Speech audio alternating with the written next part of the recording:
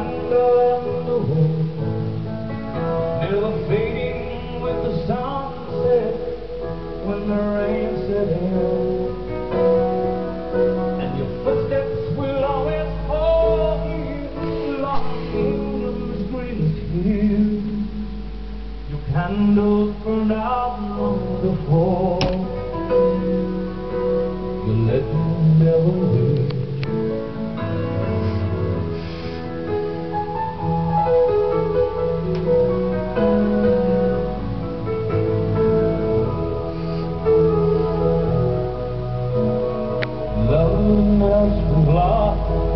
Those empty days without your smile, this torch will always carry for our nation's golden child. Even though we try, the truth brings us to tears. All our words cannot express the joy you brought to you. And it seems to me you live your life like a candle in the wind, never fading with the sunset when the rain set in.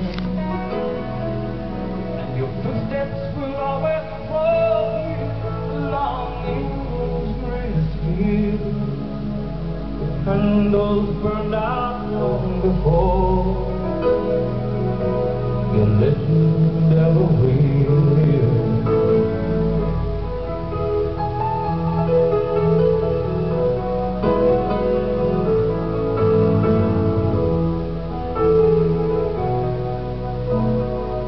Goodbye, road. May you ever grow in our heart. You will have great place to set where lives will fall apart. Goodbye, this road from the country lost without your soul. We miss the wings of your passion more than you will ever know. And it seems to me you lived your life like a candle in the wind, never fading with the sunset when the rain set in.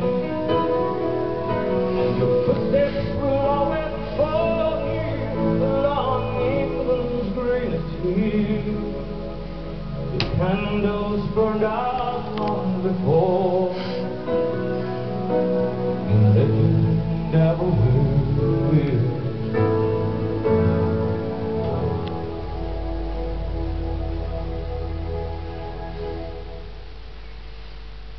So, it's George Lees again, telling you about world history, the killing of Princess Diana, and all of the stories and the cover-ups. Yeah, it is immensely complicated. So that woman that you just saw was mentioned. That's Alison Doody. She's the actress that plays the Nazi, who's the actual witch, who is the Countess de Mello.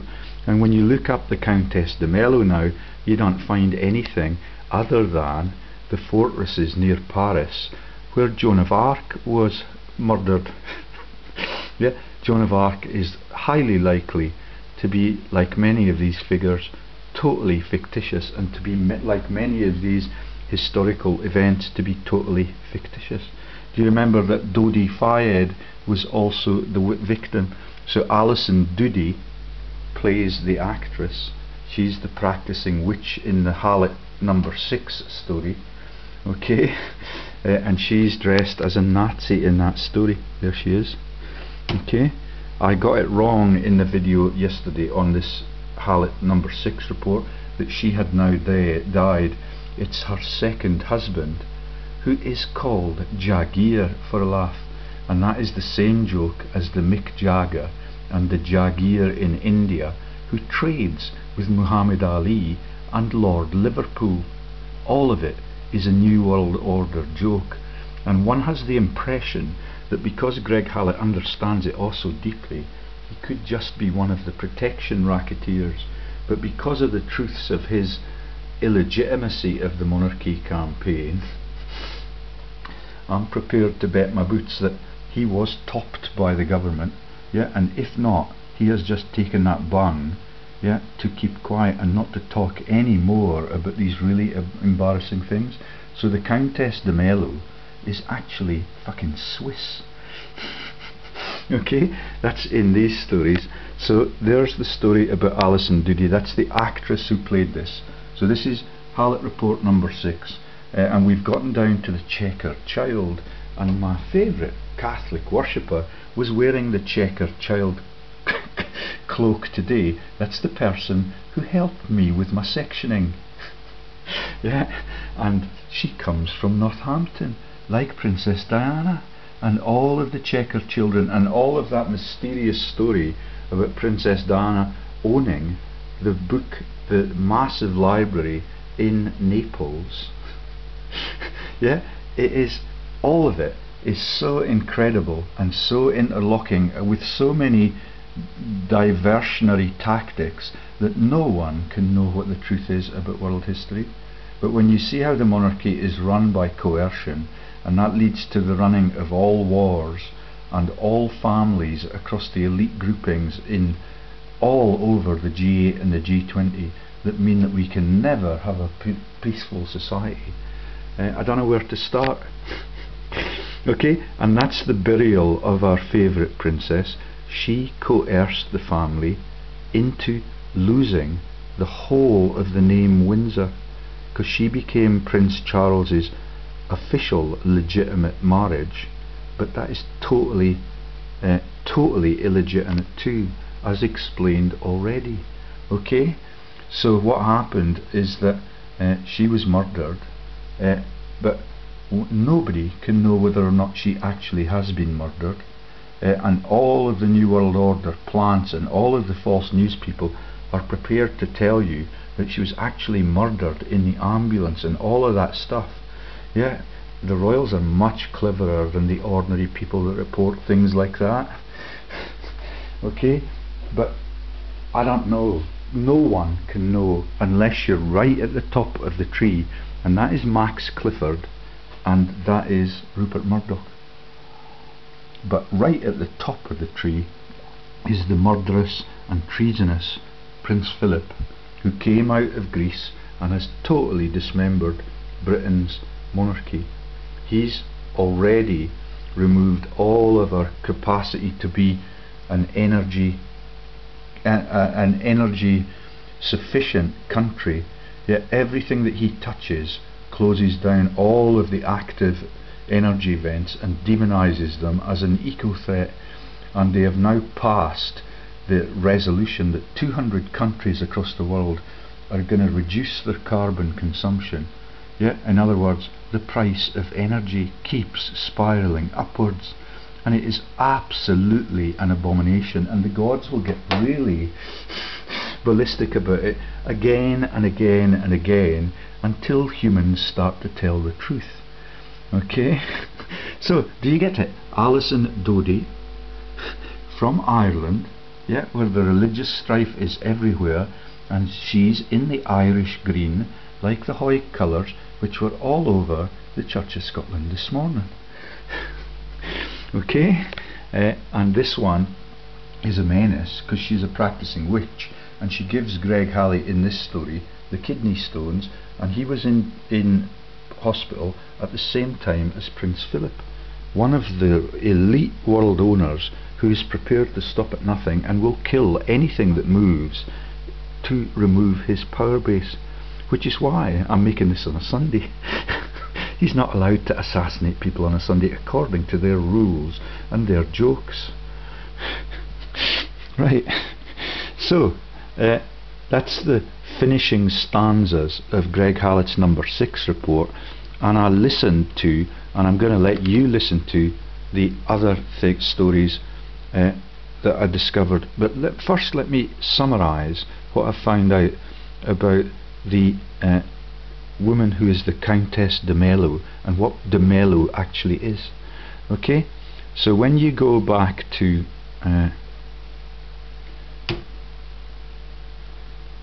the the chateau. So they are based just to the north of Paris, and there it is, Chateau Forme Le Grand Melot. Okay, right next door you've got Miley Cyrus. Yeah, and I told you about that, all of the things about Commoner Kate being a prostitute. When I covered it, she's involved in live performances, prancing around semi-naked with Miley Cyrus, and I put it on my website, and all of it is covered by all of these ancient historical jokes. That's about waxing. Yeah, so Ceres is waxing, and I cannot get a translation for mellow, but that is one letter away from the Mellon code word for the banking scandals in World War II and the Treasury in America and the Mellon Bank that sponsors both Oxford and Cambridge in the boat race. Yeah, super elites all the way to the bank. And there's the links to Joan of Arc. Yeah, and she's burnt at the stake, and it's really inspiring to listen to the music of Adele. Look up Joan of Arc burnt at the stake and you'll get Set Fire to the Rain. Yeah, that's the joke about the gods being usurped and the gods creating the weather and the rain and the storms, which has now become the global warming summits out of Paris, like all of the major frauds that I've reported. And can you see how many fucking dams they've got? That really riles up the gods, because they cannot create the biblical floods that I showed you last Sunday. They will find a way. Okay, so Chateau Forme Le Grand Melot, let's get rid of that, and there's the archetypal house that is built. Can you guess who the architect is, and the links to the Piso family, the Windsor family, the Bush dynasty, and all of the jokes I've told you about the Pisos that write the Bible? Here it is. Yeah, the architect is a man called, and that is the link to the next bit. Okay, the architect is that sinister looking spook. Okay, sorry, they're trying to cover up everything. So his name is Hippolyte Distillier. Yeah, like a distiller. Okay, we've talked about the narcotics, we've talked about laundering the drugs all through the royal families, and all through the Winston Churchill dynasty, and all through the Greek dynasties, which is Onassis. Yeah, and everything that they do is a crime scene. Okay, so this one's an architect between 1787 1852. That's the giddy up Hippolyte, Greek for horse. Okay, and guess where he builds those lovely looking houses? Did I show you the chateaus? I think I did. Let's show you. You'll see the chateaus as we scan down this page. Nope, we don't see the chateaus, but guess where he built it? Chateaus just like that, the French style. Okay, in Britain. Can you guess? Can you guess? Albert de Rothschild, a Vienna. Yeah, that's the Vienna central banks. Albert de Rothschild commissions it. Berlin. Prince Duplessis, and where's the one I was looking for, which is very close to my disloyal wife's home, and the sex shop in Hemel Hempstead. Okay, so where is it? They've spelt I think they've spelt Buckinghamshire wrong. There it is. En Angleterre, à la demande du baron Ferdinand de Rothschild, il élève Waddesdon fucking manor. Yeah, that's where my wife spooked me with the joke about the parrot speaking to me. It was actually her behind my back, or one of the children that were looking at the parrots. Yeah, and all of that is the Monty Python menagerie jokes. And there's fucking Waddesdon Manor, built just like these massive French castilles. Yeah, absolutely grandiose. They've got hundreds of those all over the world, the Rothschilds have. Neo-Renaissance, ever so posh. That's the Rothschilds. All wars, all sides, all governments, all treasuries, all mints, all of the central banks around the world, with different hyphens and with the word de in it sometimes. Okay? So, do you see how complicated Greg Hallett's last days were? That's the real honest and ruthlessly honest man who exposed the Rothschilds as being the breeding chambers for the royals. He does not talk a lot about the Pisos that produce the Hippolyte joke. Yeah, the hippo is the horse, and that is the hippos swimming around in a circle for reporting Scotland, and Sally Magnuson and Ali Moffat and all of the Scottish jokers that totally understand that religion is a fraud, and all of the banking frauds are condoned by them, and the bankers then become saints. That's MacKillop and Ogilvy.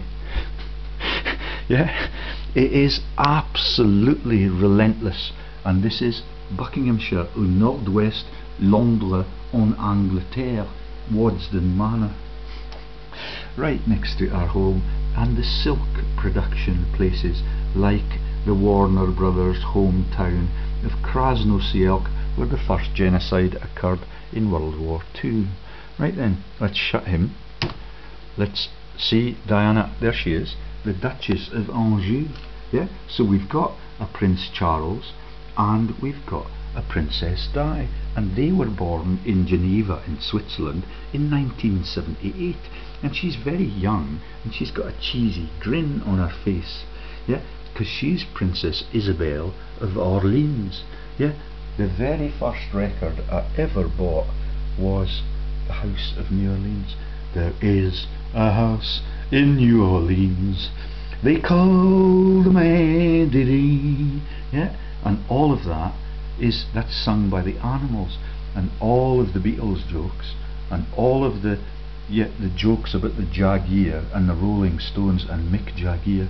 This is the trivia that is world ownership for all of my lifetime. Yeah, all of it is being exposed, yeah, in the next few days, and then I get dispossessed of my house, unless the gods make an intervention. Okay? And that's my wife, who's working for the owners of that massive mansion that you just saw.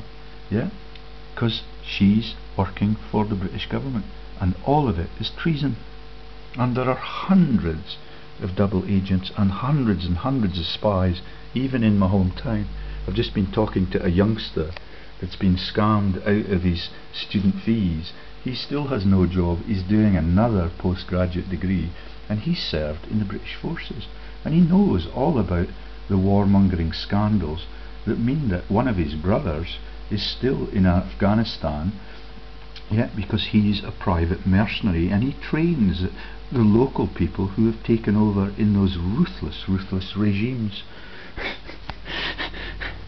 Okay, and he links into the legendary Earl Grey dynasty.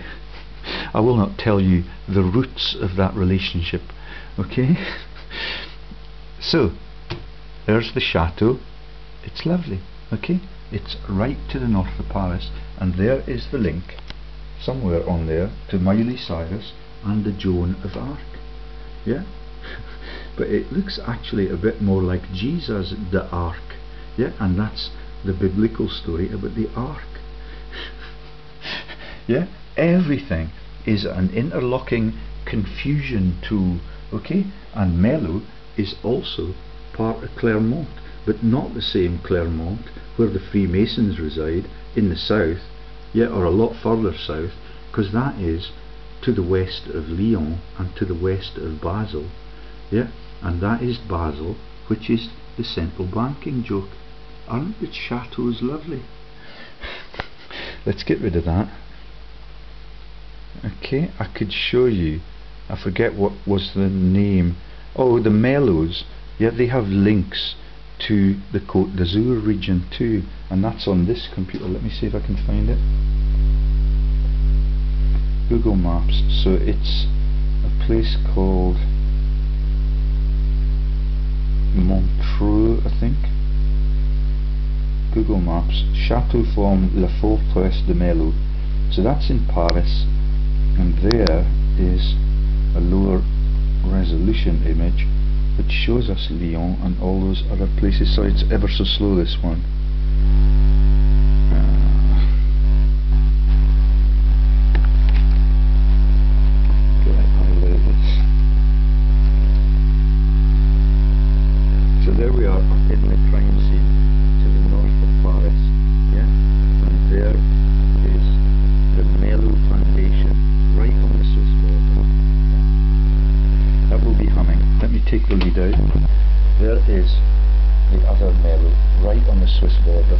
and there is Switzerland, there is the Mello Foundation, okay, Sergio Vieira de Mello Foundation, and it is right next door to all of those elite skiing resorts, and right next door to Basel. Okay, do you get it? So Mello was the solution for Greg Hallett in that last episode, and she was the practicing witch, with the name spookily like Dodi Fayed, with an O added, and her husband dies within the first 2 years, and his name was, let me find it, Alison Doody.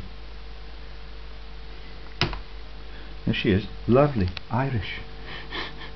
Born 1966, age 49, spouses Gavin O'Reilly, divorced, 2 children in 2006, partners Douglas de Jagier. If you laugh at world history and the genocides and the taking over of the whole of India, it's a really dangerous thing to do, so he died in 2012. Okay, and so I think we can move on from that, and Hallett report number 5, and I'm just going to play you Hallett report number 6. I've read to you, and we got to the Nazi element. Okay, let me show you that again, and it does not really tell a story, but the telling bits in that video for me, yeah, are the assassinations of Lord Louis Mountbatten, how this man Greg Hallett knows all about those issues, and who the murderers were, who did the murders, who paid for the murders, and I know who pays for the murders with the acts of God. That is the man who was Peter Williams QC. He has now got the massive cancer. Okay, right then, so let's shut that down, and let me just see if there's any more pictures that we're depriving you of. But you can look, these ones have been left on, I believe, because they now understand, all of the perpetrators of this, that the world is in such a mess that there's no way that they can cover it up much longer. Okay, so Greg Hallett is letting the truth out about the warmongering, about all of the double agents, about all of the false batard monarchies, and all of the history of that. Yeah, and the little jokes about the Countess de Mello may not be actually jokes at all. He may well have talked to those people, and all of them will want their names off the internet as fast as they can possibly go. Okay, so listen to the Hallett report number 5 to stay current, and of course listen to these ongoing interviews with Greg Hallett. So I've got this one here, and it's in its whole form, so I think that's everything. And when I reported that Princess Diana, what's her face, was picked as a prostitute, you get Miley Cyrus coming into popular culture all the time. Okay, and that's the grieving for Princess Diana in the Westminster Abbey. And here is what was launched same year as Kate was announced by Greg to be a prostitute, and this one comes across and performs live in those venues.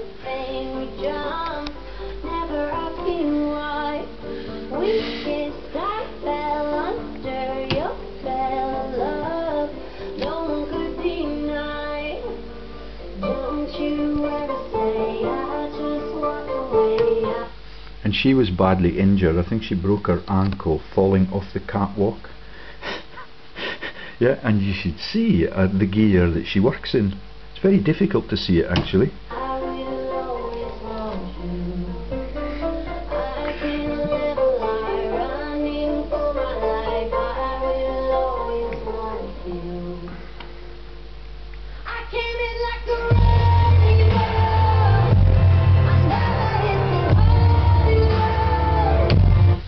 And the tattoos, yeah, under the ears and under the arms, are the story about laundering the Nazis all over the world. All released by me and Greg in that period between 2012 and 2013, when Greg was disappeared for a full 2 years. And they cannot get the story relayed again, because all of it is now so incoherent. All of the big things that he talked about then are not being talked about any longer. And that is what happens when the world is run as chaotically and brutally as it is now. All of the murders in the chambers, one cannot know whether Princess Diana is dead or alive. If the lookalike I see in my hometown were prepared to stop the car, wind down the window and have a chat, we could free the world really quickly. And Princess Diana has a great reputation, but that becomes mud when you read what she does in the breeding chambers to get rid of the dynasty that was the Windsors, that persecuted her by allowing them to have bastard children with Camilla when Charlie boy was only 17 years old, and he had another child in Balmoral when he was 18 years old. That one has never even been identified by Greg Hallett.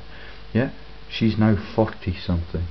If she wants to come and have a chat, she could be the woman that comes down from the Central Belt, yeah, from the place that is the Glamis Castle. Yeah, and that is the Blair Gowrie jokes and the stable people that I've met in my hometown, all of them. It's just amazing how deviant the whole world is. Yeah.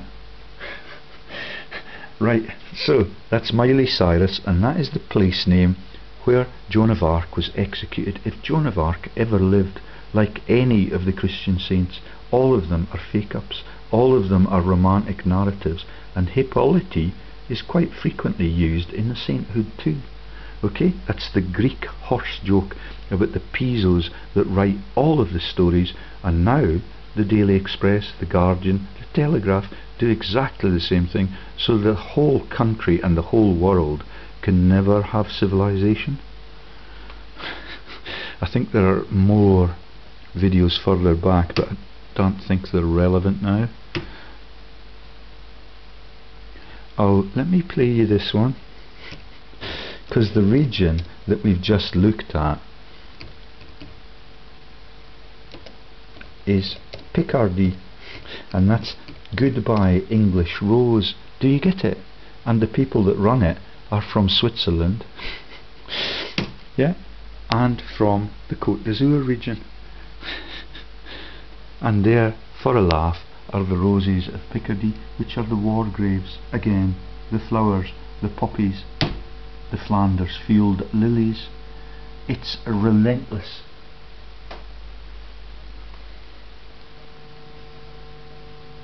Okay, and that's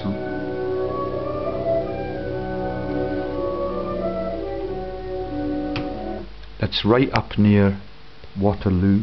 Yeah, the central banking frauds, the ABBA songs, and all of the massive genocides that occur in the trench warfare in World War I. Flanders field, yeah, roses of Picardy, and they think it's hilarious, and the English rose is the same joke. Walking by the poplars, Hallett with the sea blue eyes. She is watching and longing and waiting where a long wide roadway lies, and the songs starting in the silence as the winding of the boughs above. She listens and stands and trembles in the forest little song of love. Roses are shining in Picardy, in the hush of the silver dew. Roses are flowering in Picardy, but there's never a rose like you. And the roses will die with the summertime, and our paths may be far apart. But there's one rose that dies not in Picardy. 'Tis the rose that I keep in my heart.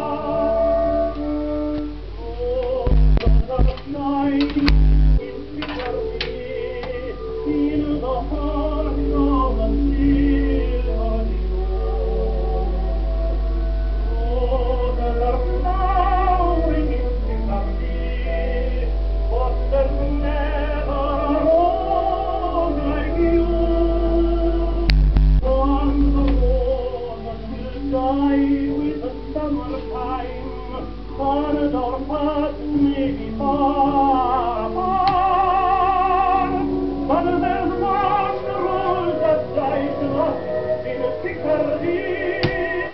So do you see all of the icons for the cross-party, cross-continental profiteering? The little Turkish fez, the spiky pointy hat for the Archduke William, yet the man who is Kaiser Bill. He was the leader of the British Navy in the year 1914. Kaiser Wilhelm in Germany. All of it is for the brutalisation of all of the innocent poor people. And look at the massive weaponry they've got, even in 1917. Yeah, and the joke about Joan of Arc and the execution of the English Rose. She's the one that brought the Windsors down, and you'll hear that in a few minutes. Okay, so this is Greg Hallett's report number 5, which he referred us to in number 6, and it is absolutely damning. I'm just going to play it unless there's something particularly pertinent. Okay, so Hallett report number 5, HTML, and we'll see the pictures. There's Connor Kate, which is in the video I made last one back, and all of the bloodlines and all of the shagging of all of the people in all of the bedrooms is totally illegitimate and led by the treasonous Prince Philip. Okay, let's just let Greg and Jim Fetzer do the talking. Jim's in quite a compromised position now.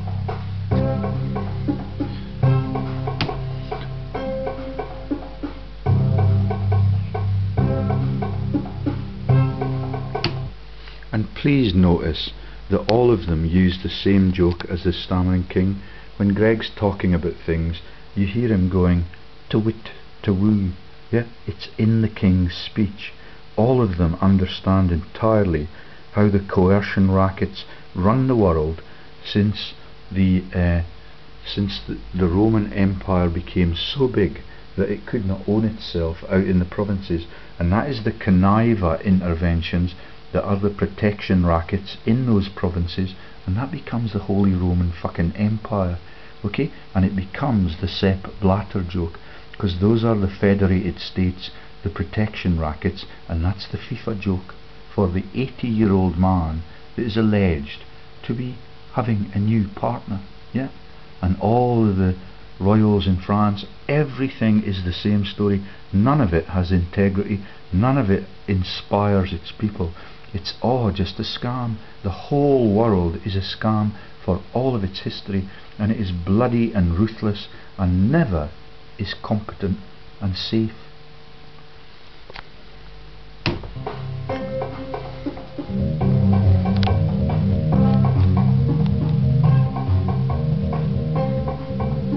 Not the father.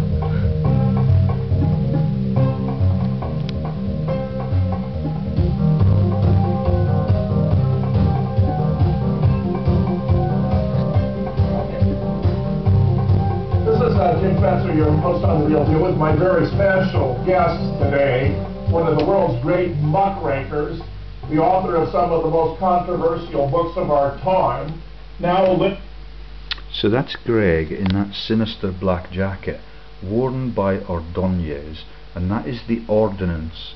Yeah, Batman joke. Yeah, this man is extremely well informed, and I want you just to listen carefully, and you will see that for yourself. All of the scams of Levison, which I've revealed again, yet with all of the new facts about what they've done since 2010, are revealed here first.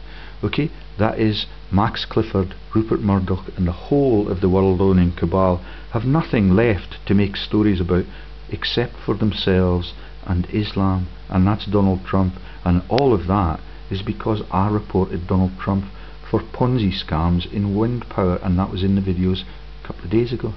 living in the UK to circumvent death attempts on... Sorry, that was in the videos I made with Sean Maguire. Yeah, look up Sean Maguire, Professor George Lees, Gordon Patterson and Gordon Bowden, and you will find my referrals to the director numbers for Donald Trump's Ponzi's in wind power in Scotland, totally deviated into a World War III menace now, and Donald Trump being banned from ever coming to the British Open, even although he owns Troon Golf Course, and all of it is an elite joke, because all of them are on the same side against the ordinary poor people. I don't know where Greg Hallett lies in that spectrum, or whether Greg Hallett already lies in a shallow grave. Not sure what that trick is. Okay. On him in New Zealand. It's a great pleasure to have back on the show Greg Hallett. Mate, welcome back. Thanks, Jim. Thanks, Jim. That's great. This year, 2012, was a very interesting year. I said that 2007 was a year of cons, and the cons have just increased and got larger and larger until we have to look at what is the source of the cons. And it appears that the source of the cons is the mafia, and that the mafia has infiltrated all of the governments and all of the government departments. So my fleur de lis. Try to correct this, and what I found is that the British monarchy is fake. It is flat live oil. It is a fraud.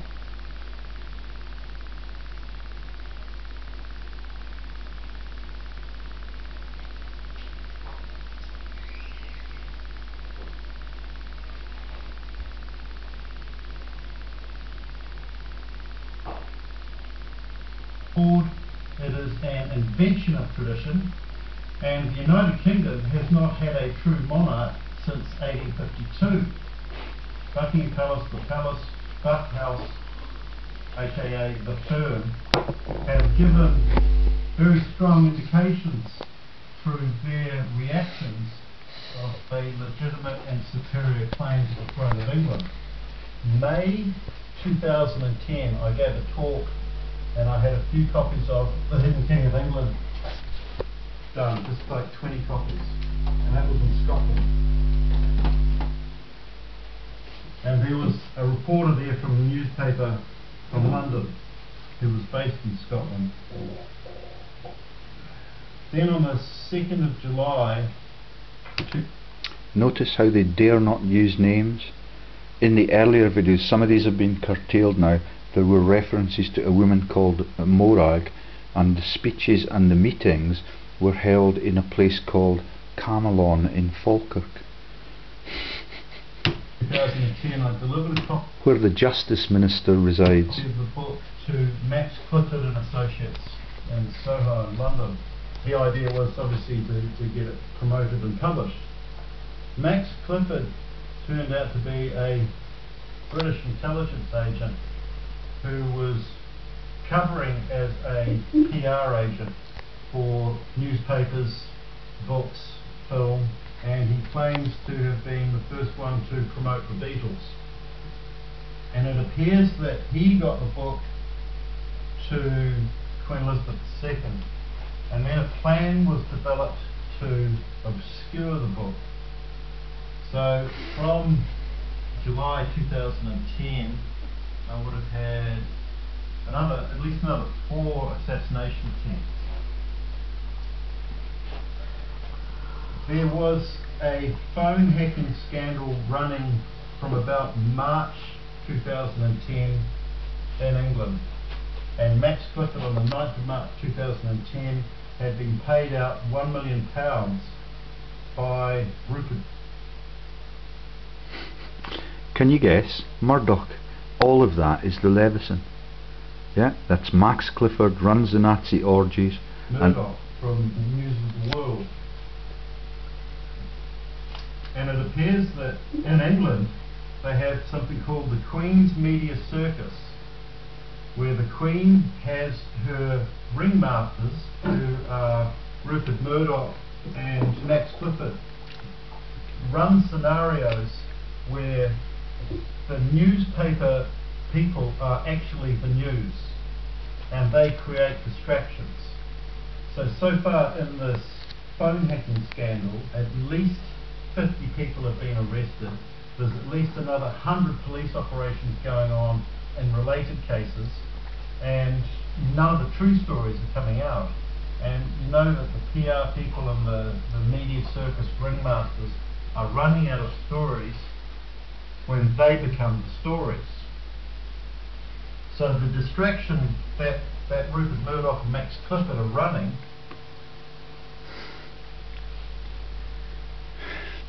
it's ever so sticky. Yeah, they've left these up though because they want this to be trickled out. They don't want the story to get out that Queen Elizabeth II is fake, and they want to keep her untarnished until she gives up the throne. Giving up the throne to William, presumably? And the Windsor family giving up the throne entirely. And because they're a fake royal family, the Commonwealth heads of government have not been informed of a superior claim since the 6th. So can you see in the videos I've made, what the Queen was giving to Greg is an acknowledgement that we understand that you know everything about us, and we understand that we're only here transiently, and if you've got the courage to tell the truth about us as the world owners, we will have you disappeared. And I believe that is what happened. Greg interpreted it as them admitting their guilt and confessing that they were illegitimate and inviting him to visit, and he was never seen again. And Jim has met him dozens of times, but he's alleged now to be living in Britain. I don't know where the new one claims to be living. Yeah, looks nothing like the old one, and this is the world's expert on body doubles. March 1997. So in making a claim to the throne, we wrote a registered letter and sent it on the 24th of June 2010. But please remember that all of this is about the ownership of the world. It's not about what happened since 2004. It's about how they ran World War I, they ran World War II, they ran Bing Crosby's war bond scams. All of the munitions people are the politicians. All of them come from other countries, are transferred across the Atlantic, and all of them become the Valkyrie film, where all of the loyalists get lined up and shot, and all of the traitors become the heroes and make the movies out of Hollywood for the rest of world history. And that's the Warner Brothers and all of the things that I've told you about. Yeah, and I don't know where Jim's heart is. Yeah, because he has not got a lot of courage when he's confronted with new information, but he now is relentlessly selling that the new Greg Hallett is the same one as the old one. And all of the websites being cleared up, but all of those episodes on the war and on the double agents have been deleted from the World of Truth website, and when you try and play them, they only play for a minute and a half. To Prime Minister David Cameron, his office said that they maybe had it and then they didn't have it, and then I went and presented a copy of the letter with a covering letter to 10 Downing Street, with them being forewarned, on 2nd of August 2010, and they refused to accept the letter. And then they advised me to post it from the Army and Navy stores, which is about 15 minutes walk away past Westminster and Big Ben. So we did that, and we documented the whole thing. We have it on film. In fact, if I do this, you have a letter to be delivered and to go through the process of going to the sorting office at the back of the Army and Navy store. We won't take it here. the back of the Army and Navy store. Victoria Street. Victoria Street. So I can deliver it there and I'll deliver it straight here? Well, they won't necessarily deliver it straight here, but it'll go into the system. Okay. If no letter is expected. Oh, the letter is expected? Well, it's not according to our information. Okay, so the back of the Army and Navy stores in Victoria Street, round the back of the Army and Navy store, Victoria Street. Victoria Street. Okay. Do you get it? That's the Dead Man's Boots Army and Navy stores, where you buy the chattels from the dead troops. Same in Coldstream, John Lamont's constituency. Yes. Right, because you know, they knew what was coming. They knew the true royal family had a claim to the throne. So 10 Downing Street was refusing it, and here I am walking past Big Ben and the Queen Elizabeth II Conference Centre, but I can't get a conference with her. Although hello, I represent the true King of England. She doesn't seem to want to talk to me. I wonder why. Looking quite dapper, may I say. Reverend Cameron, Prime Minister, 10 Downing Street, London, SW1A 2AA. Good stamp. And there we have the covering letter. You know, we posted it on the 24th of June and we tried again to deliver it. And it was refused at 10 Downing Street at 4:05 today, 2nd of August. And here's the original letter that we sent.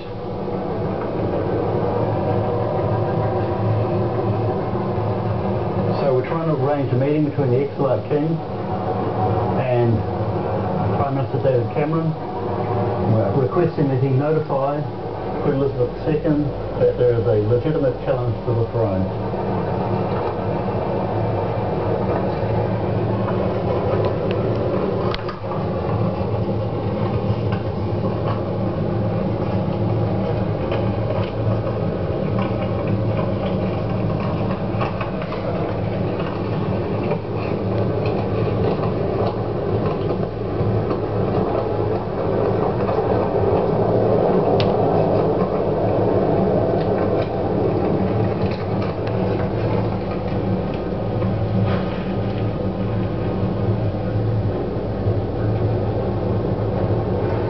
Time now is 5:30 p.m. on the 2nd of August 2010. Royal Mail. We are about 1.5 kilometres from 10 Downing Street. And actually talking to 10 Downing Street security guards around 11 p.m. that night. So that's all documented. In fact, the truth is always stranger than fiction. What do you actually... Oh, we're just doing a holiday movie. Just mucking around in a suit, no one ever does it overseas. So we've got this fantasy going that the British royal family are the wrong royal family. And that's the premise of, that's the premise of a holiday movie, you know? So you're probably very right. Yeah, well what we're suggesting is that Queen Victoria actually had a child when she was 14, and she was married to blind Prince George of Cumberland, who became King George VI of Hanover. And the child was born in Carlisle Castle. Sorry, that bit struck me last night when I listened to this in bed. That's Carlisle Castle. Yet when we visited Carlisle and went for a meal in the restaurant there, my wife spilt the whole of the coat stand all over the floor. And that's the wife that is working for the retention of this corrupted system. Okay, Carlisle Castle. That is not, according to Hallett, the blind Prince George of Cumbria and Teviotdale. None of that has been revealed till I come along, and when I post my letter to the Queen I get a sectioning threat, so I'm better off than Greg if he has really been topped. And I've been approached by a gentleman in Portugal who claims to be the lineal descendant of Queen Victoria's firstborn son. So he's got about 30 royal marks to prove it. So we're not sure if we're making a fantasy or we're actually beginning a new royal family. But if we're beginning a new royal family, are we treasonous for them, or is treason out of the question, or do we negotiate? So I've presented a letter to Prime Minister David Cameron today asking for a meeting between the Exarch and Queen Elizabeth II to see what we're going to do about transfer of assets, because Buckingham Palace is rightfully his. We won't get a lot from him, we have to go to the Queen, because she's actually head of state. Well, David Cameron and the Exarch are actually 6 cousins as well. The police here, we're not employed by the government. Yeah, you're Cole. Are you City of London Police as well? We're Metropolitan Police. Right. All police though are, their boss is the Queen. Yeah. We are employed by the state, not by the government. Yeah. So whoever comes in the government and not our bosses is the Queen is your boss. Well, please look at the weaponry that man has. Yet this is a peaceful country. We've never had war on our country for centuries. Okay, all of it has been disowned by deviancy, cheating, stealing and telling lies about religion and politics. Yeah? And now we are policed all of the time to protect the tyrants with weapons like that. I'm trying to get a meeting. Yeah. I'm trying to get a meeting with her. It might be tough. I've been writing to her since 1997. She's aware of the situation, and she's aware of the royal marks. And Probably what happened there.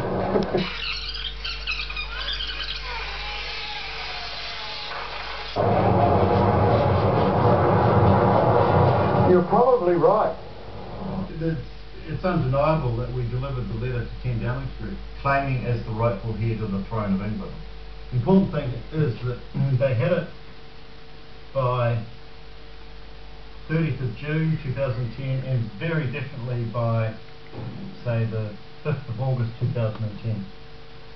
So then they studied it and realised that it was a legitimate claim to the throne by the end of the month, 1st of September. The British royal family tends not to acknowledge challenges to the throne, and the way you see a challenge to the throne is by their royal reactions. And the British royal family's royal reactions are through births, deaths and marriages. So the first thing they did was instruct Prince William to get engaged to the commoner Kate, and there was even betting in Ladbrokes about their engagement from about the 16th of October 2010. And then they were finally engaged, and then they were married, and that was all a distraction. And then they had various assassination attempts, had the book printed, and they absolutely stuffed up the printings. The pages were backwards, and pages... Really? Yeah. Really? Yeah, absolutely out of order. Yeah. I've got it here. Perhaps you should have had it published abroad? Well, I'm settled now, but counting in order, page 108, page 166, 165, 164, 163, 162, 161. Oh, that's terrible. 59, 58, 57. How ridiculous. Clearly deliberate. I mean, you know, publishers don't make mistakes like that by accident. Oh, no, I know. And then right down to counting down backwards, 111 next page 167. I've never seen that before. I've never seen that much sabotage. So I got another print run, and then they printed the colour pages black and white. Really? Yeah, and then they chopped the head off the book. You're kidding me. Yeah, no. Four sabotage print runs. And then another one, pages fell up. No glue, or not enough glue. This is completely outrageous. And then the guy who did the printing sold the building he was working in, but no one even knew he owned the building. So it looks like he was given a building for the book Sabotage. That's terrible, Greg. That's absolutely terrible. So, I mean, it's not merely unprofessional, it's clearly deliberate sabotage, no doubt about it. yeah, you can make a mistake once, but... I mean, I've published a lot of books, and those things don't happen. They just don't happen. You notice on Jim's wall, he is still celebrating that the crime scene that was the killing of JFK is still unsolved. Yeah, none of them talk about Permindex and the British Royals and Winston Churchill and Beaverbrook commissioning that. Yeah, and it is absolutely amazing how dishonest the whole world is, and all of the survivors in our world, yeah, all of the gene pools that live on are dismembered by the fact that all of the good people have been taken out by them. I don't know how me and my dad survived so long. Yeah, and all of that is the jokes that they've made in Hollywood culture and the King Kong movies about the caveman and the ape-like creature being inferior to the people that run the world this way, with their little finger sticking out as they have the gin. And all of that is absolutely obvious to everybody who've got their heads screwed on, but because of all the diversionary tactics that we talk about all of the time, no one can see the light. Publishers are very, very careful. So what's happened basically is that the royal family has absolutely confirmed everything that I've been saying, that they are illegitimate. And this has resulted from me presenting the book to Max Clifford, who's a British intelligence agent, to Ken Downing Street, obviously the Prime Minister is a British intelligence agent, and that getting to Queen Elizabeth II. Their royal reaction has been to change the laws of succession to the throne of England, which is the biggest law change in 324 years. Greg Hallett is explaining the illegitimacy of the current royal family in the UK. Greg, you were explaining how for the first time in 300 years there's been a change to the laws of succession to the crown. Yeah, so our claim to the throne is so strong that they are attempting to change the laws of succession to the throne of England, going back at least to 1688 and maybe beyond that, because they realise that going by the current laws of succession to the throne of England, there are new monarchs of England. Now, Greg, surely even if they change the law now, that wouldn't affect the fact that her reign has been illegitimate. I mean, they can't change history. You have had an illegitimate reign here for some time now. Surely if they were to change the law, they're doing this as an ad hoc measure to try to defeat the legitimacy of your claim, but it seems to be very dubious. It is extremely dubious, and they've backdated the claim to the 28th of October 2011.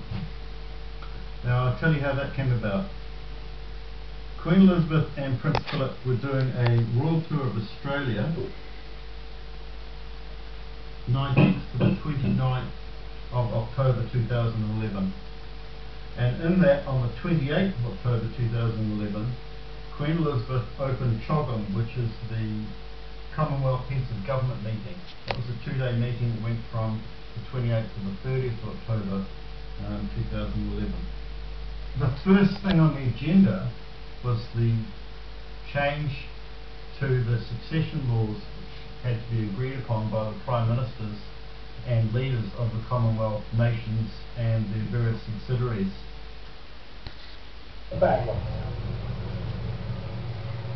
Their importance has always been in precise relationship to their relevance, always being attuned to the issues of the day, and always looking to the future with a sense of vision and practical action to match. In other words, in the classic regal understatement, she's saying if you want this to amount to anything, you better get on and actually deliver something. She also went on, and really her final words before she opened it, to make a statement which was quite curious, George. Have a listen to it. Because the Queen was there, they all went yes. But none of the leaders of the Commonwealth, none of the Commonwealth heads of government, their Prime Ministers, were informed that there is a legitimate and even a superior claim to the throne of England. Rather, Prime Minister David Cameron had gone round to all of the heads of government in the Commonwealth nations and said to them... So, that's the story about Bush and Tesla. The bloodlines that involve the Bushes have no sheriffs in them. That's the stories that were told by the new journalists that are Peter Eyre, and all of the people that follow on from him, and they tell the same stories over and over and over again. And that's the Tesla that they claim can now change the weather patterns. That's the universe that the gods in the skies created have been usurped by George W. Bush and his former family name, the Sheriffs, who work for the Teslas.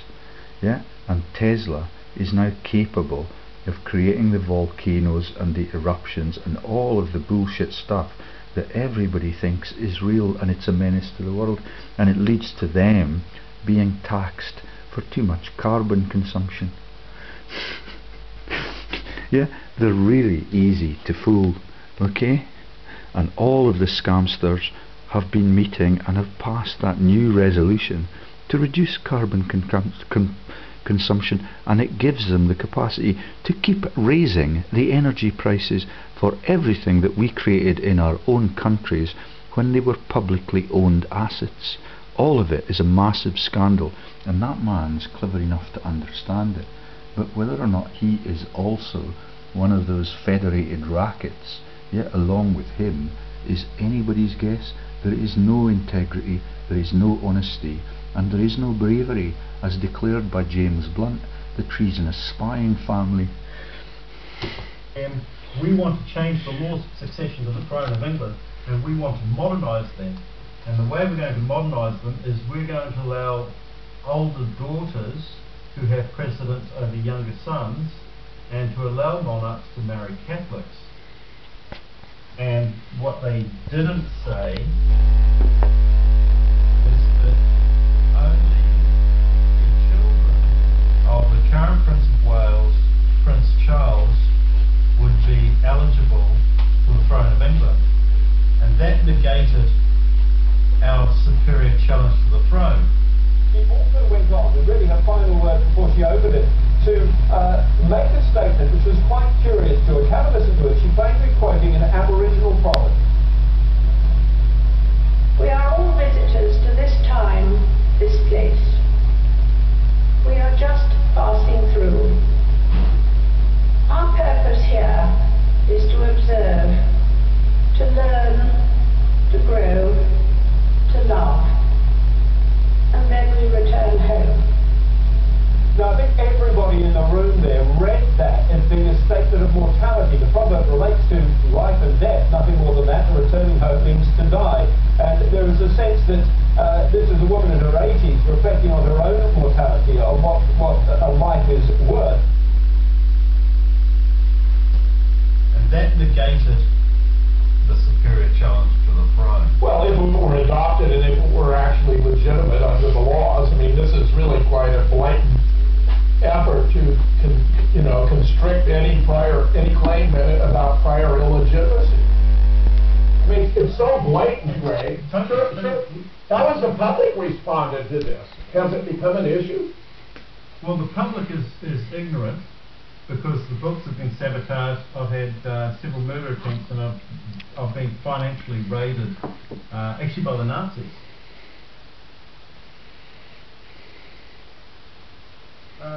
Over the last... So, do you see what happens? The Nazi story that I've told you, total fabrication, it is actually the French elites and the Orleans dynasties that take you right back to the Bourbons and all of those massive dynasties, and they're still all over Europe today. Yeah, those are the videos I made when the energy companies began to shut me down. Yeah, it's all fabricated to keep the poor people poor and to keep the militias in charge of all of the countries by violence, and they send them everywhere where the peace-loving countries never get a chance, and then they're sent into the diasporas, and every pulpit all around the world in every denomination mentions that as a tragedy, and that's false religion and the Jesus that never ever existed. 15 months, and I've been exiled out of my own country. I've been denied a lawyer, etc. And now it appears that there's a massive drug deal going down, which began with Queen Elizabeth and Prince Philip's royal tour of Australia from the 19th to the 29th of October 2011. And here's how it went down. But Prince Philip and Queen Elizabeth are the notorious heroin traffickers behind the Mr. Asia heroin trafficking syndicate that went down right through the 70s, and it resulted in a whole lot of murders, including the murder of Lord Louis Mountbatten, who was the person who arranged Prince Philip's marriage to Queen Elizabeth, which was the extortion marriage of the century. Lord Louis Mountbatten found evidence of the true king, and he used that on Prince Philip's behalf to become engaged to Princess Elizabeth, and Princess Elizabeth was sold by her parents into marriage to cover up the illegitimacy of the British monarchy. So Parents. Queen Yeah. Elizabeth is essentially a Not human the father. trafficking slave. And to maintain the front of the legitimacy of the British monarchy, she will do absolutely anything that Prince Philip wants. Now, Prince Philip has been filmed in a parade with the Nazis, which was actually a funeral parade, but Prince Philip is a Nazi, and he's actually the leading Nazi in England. He is the head of a DVD, the Deutsche Wiederkunftsdienst. The image of the funeral is on my webpage. Which is the enemy within. For them, the war never ended. So it's the Nazis taking over Dutch England, royals all the way the up to the United bank Kingdom too. Post World War II, and the biggest leap forward they ever had was Prince Philip extorting a marriage with Princess Elizabeth. And since then, Queen Elizabeth and Prince Philip have done absolutely everything they can to destroy the United Kingdom. And that includes the next generation, yeah, Charles's illegitimate children being the only successors to the crown, and them being also coerced into that by their chosen partner who they met in the prostitution dens in London. And that included putting a pedophile and child murderer, Ted Heath, in as Prime Minister from 1970 to 74.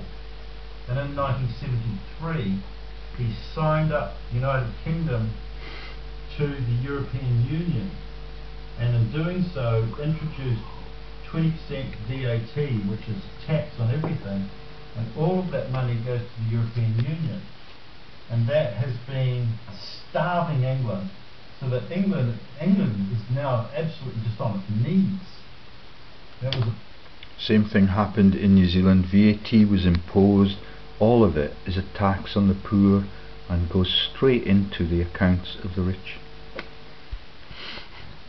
Yeah, a tax on every goods that is sold across the whole of Europe.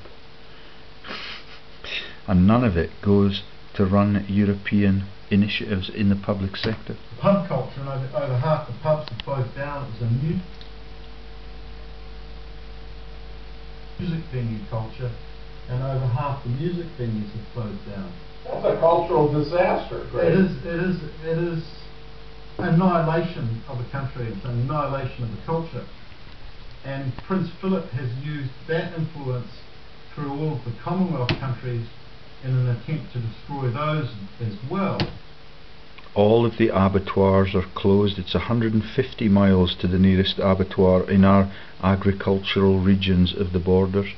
Since Chernobyl, which was done by these world leaders, yeah, all of the energy companies have closed all over the Baltic coast, all over Scotland, and that means that all the price rises are imposed on the poor, and that is the global warming response, which is a tax on breathing. So then we had to look for a Nazi who was involved in pedophilia in New Zealand, who was also involved in drug trafficking and murders, and then perhaps even they would be Prince Philip's agent in New Zealand. And that turned out to be Peter Williams QC. Peter Williams QC is a Nazi heroin trafficking, murdering, mass murdering pedophile. Now he is leading the working group on the laws of succession to the change of the throne of England. Right? He is he now? Yeah. Now, Peter This, Williams... Greg, when you say weak working group, does that mean the laws have not yet been passed and their implementation is still in the works? The laws have not yet been passed, but the implementation is in the works. And on the 28th of October 2011 at Cheltenham, at the Commonwealth Heads of Government meeting, with Queen Elizabeth and Prince Philip present, New Zealand was chosen to chair the working group on the change of the laws of succession to the throne of England. New Zealand was chosen. The highest ranking woman in New Zealand is Dame Margaret Baisley. Dame Margaret Baisley was the bag lady carrying the money and the guns for the murders, the assassinations in the Mr. Asia heroin trafficking ring, which was run by Prince Philip and Queen Elizabeth. And Valerie Jane, I want you to be aware of what you're doing with your team. It is absolutely ruthless. It will lead to World War III unless civilized and responsible people come forward and out it. You're in a perfect position to do that. Peter Williams was running the Mr. Asia heroin trafficking ring. He was a lawyer, and his client was Terry Clark, who was the on the streets head of the Mr. Asia heroin trafficking ring. And he ended up living in Kensington, and he would have meetings in Green Park in the centre of London. And you've got Kensington Palace, and you've got That's Rifkind, the war criminals constituency. Yeah, it's where the Freemasons have run the whole show, and all of the rules of Freemasonry were changed. And it's very close to Imperial College London, where all of the birthing crimes and the murders of the Australian nurses and all of the calls in the Mellow joke were perpetrated. Okay, and St. James never lived, and the whole fucking thing keeps going on and on and on. Okay, so that is Rifkin's constituency, and he interlocks with Chilcot since 2002 on the arms to Iraq war crimes, and none of that gets reported by any of the media. Palace, and joining those you've got Green Park, St James's Park, Hyde Park, Kensington Palace Park. They're all joined. And the intelligence meetings and the payoffs used to happen generally in Green Park. Now Green Park was only a few hundred metres from where Terry Clark lived. And Terry Clark was Peter Williams' client, and Terry Clark's girlfriend, Karen Sowich, was Peter Williams' junior lawyer. So it was a live-in position.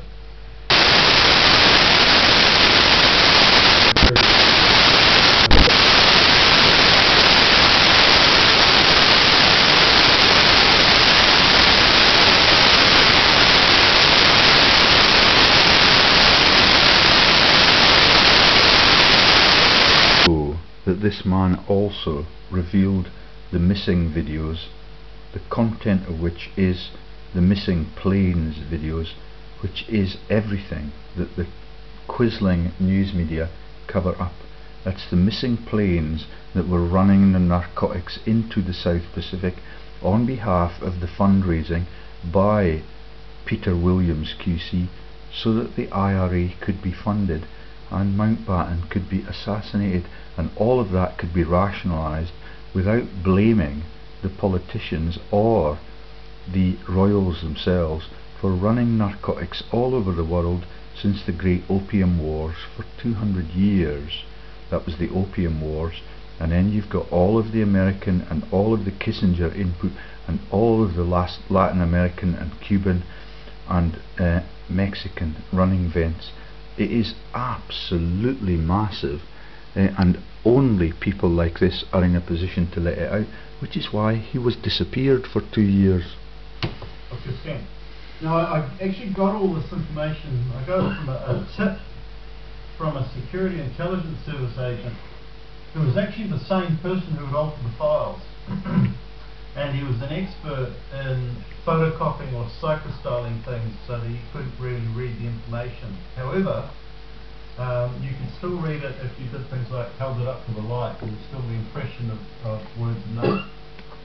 I managed to get these documents from the Auckland Law Society, and then I laboriously typed them out, and I found that by comparing 2 or 3 documents, which was actually to do with the striking off from the Law Society of Ed Leary and Billy Boyd, George William Stewart Boyd, I managed to find out the payment schedules for the murders.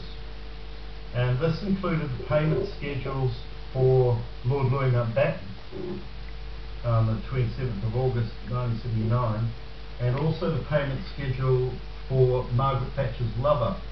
Now, he was murdered the 30th of March 1979, and the payment schedule started on the 28th of March 1979.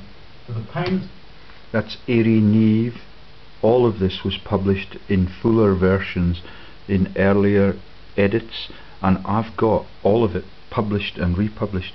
Erie Neve had both his legs blown off, but they proclaimed that he died in Imperial College Hospital.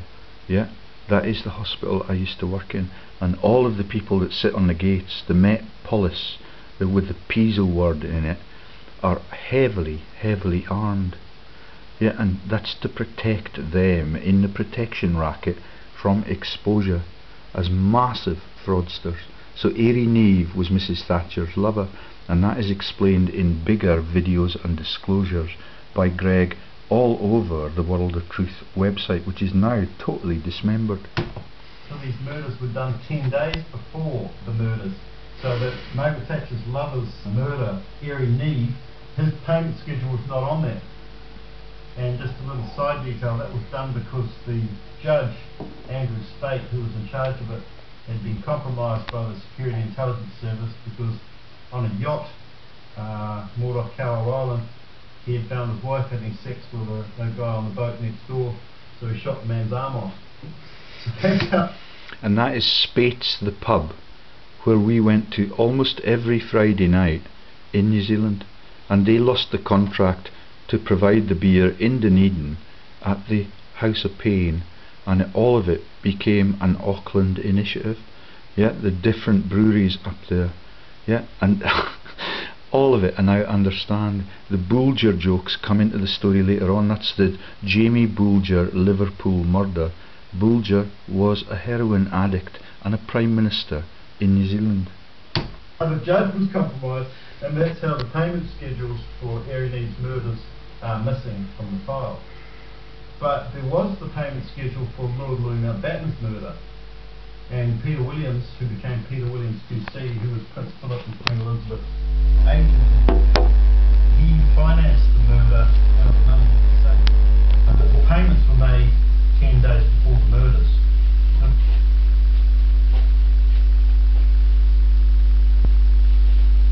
Whoops, we have a technical hitch there. It's called the truth. Okay, that's not me. Look, it's on the run position. They have frozen it. This is the murder of people commissioned from the UK, Kensington in the UK. Yeah, and it's a global assassination bureau. Little break and get back on topic. So it's very difficult not to be on topic no matter what you say. So what we've got is Peter Williams, who has funded the murder of Lord Louis Mountbatten, and we could probably do an entire show on the payment schedule for the murders and how it went down and who was involved. I think that would be a very good idea. I'll take that as read that Peter Williams funded the assassination of Lord Louis Mountbatten from these